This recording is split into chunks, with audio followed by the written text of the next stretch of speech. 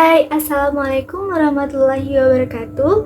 Salam kenal, saya Galuh Humairah dan selamat datang di segmen Ngopi, ngobrolin perkara Islam. Dan kali ini kita akan membahas terkait toleransi yang akan kita kaitkan dengan surat Al-Kafirun dan Islam moderat.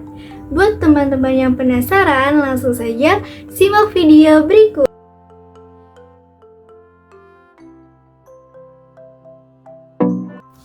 Di Indonesia, dengan semboyannya Bhinneka Tunggal Ika, ada lebih dari 200 orang warga Indonesia, ada lebih dari 300 kelompok etnik, dan 600 bahasa yang dipakai di negara ini. Dan soal agama nih, ada 6 agama resmi yang dipeluk oleh warga negara Indonesia. Belum lagi kepercayaan-kepercayaan yang diyakini oleh warga Indonesia seperti kejawen dan keharingan. Namun, ironisnya di negara kita, isu terkait intoleransi masih kerap terjadi nih. Entah itu kesulitan membangun rumah ibadah atau penolakan dari warga atas seseorang yang tinggal di suatu wilayah atau desa hanya karena agama yang dianut berbeda dengan agama-agama yang tinggal di desa tersebut. Belum lagi kasus-kasus pemuka agama yang ceramahnya kerap sekali mengolok-olok agama lain. Maka dari itu, kali ini saya ingin mengajak teman-teman buat ngopi nih, yaitu mengobrolin perkara Islam, yaitu terkait toleransi. Sebelum ke pokok pembahasan, ada baiknya kita tahu terlebih dahulu terkait bagaimana sih batasan menyampaikan kebenaran agama dan privasi dalam beragama. Dakwah pada dasarnya adalah mengajak. Nah, Gus Mus mengatakan bahwa dia harus tidak lebih buruk dari seorang kernet yang bisnya mengajak penumpang untuk menaiki bisnya dia dengan cara-cara yang baik, dengan cara-cara yang indah, dan dengan tanpanya adanya pemaksaan. Sudah jelas dalam Al-Quran Allah tegaskan bahwa tidak ada pemaksaan untuk memasuki agama Islam yang terdapat dalam surat Al-Baqarah ayat 256. Selevel Nabi yang berdakwah dengan cara-cara yang baik dan indah saja masih banyak yang tidak mengikuti Nabi.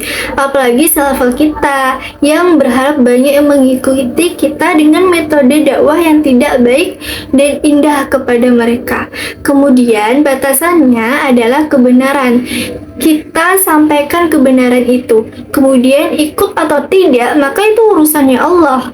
Jika kita mengulik sejarah Nabi, maka pada masa itu Nabi itu lebih banyak disukai karena orang itu tertarik sepenuhnya bukan karena omongannya Nabi, tapi lebih ke attitude dan akhlak Nabi yang ketika berjualan dia jujur, ketika kepada wanita dia sangat menghormati, kepada anak kecil dia sangat menyayangi, dan pada musuhnya pun dia sangat hormat.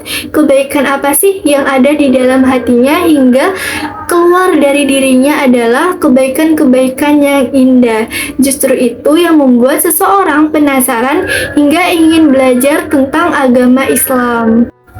Lantas, bagaimana sih sesungguhnya Islam mengajarkan toleransi dan apa konteks dari ayat terakhir dari surat Al-Kafirun, yaitu lakum dinukum waliyadin.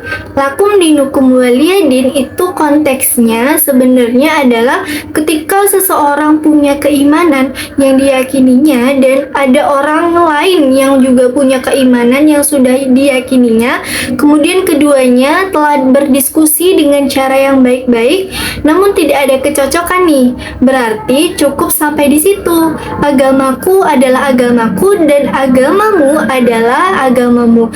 Namun dalam aspek publik, mari keluarkan output dari masing-masing agama berupa kebaikan itu sendiri. Kemudian dari kisah zaman Rasulullah yang menceritakan teladanan beliau perihal topik toleransi. Nah, waktu itu orang Kristen datang pada Nabi ingin diskusi nih. Oleh Nabi diperintahkan masuk dan diskusi di dalam masjid.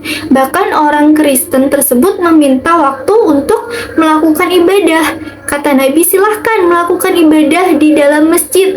Lalu dengan seorang Yahudi, pada suatu hari Nabi sedang berceramah nih. Lalu ada mayat orang Yahudi yang di bawah, maka Nabi berhenti seketika, kemudian keluar dari depan masjid.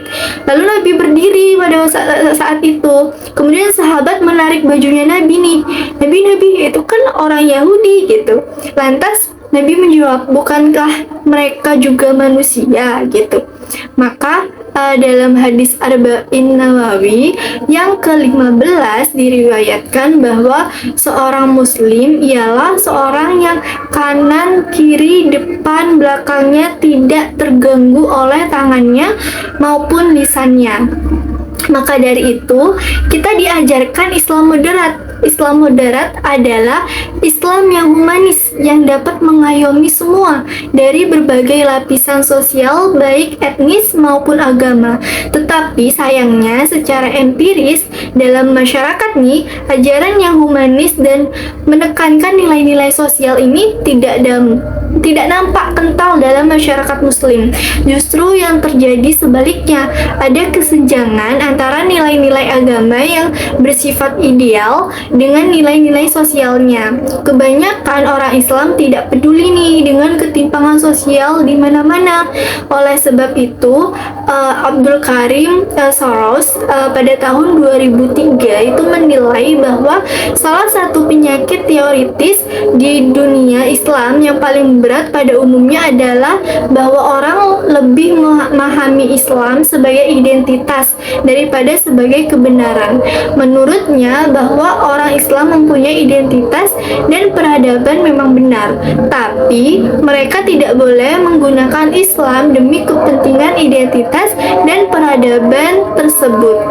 Nah, Islam identitas harus tunduk pada Islam sebagai kebenaran, karena Islam sebagai kebenaran bisa berdampingan dengan kebenaran-kebenaran lain, sedangkan Islam identitas cenderung itu berseteru.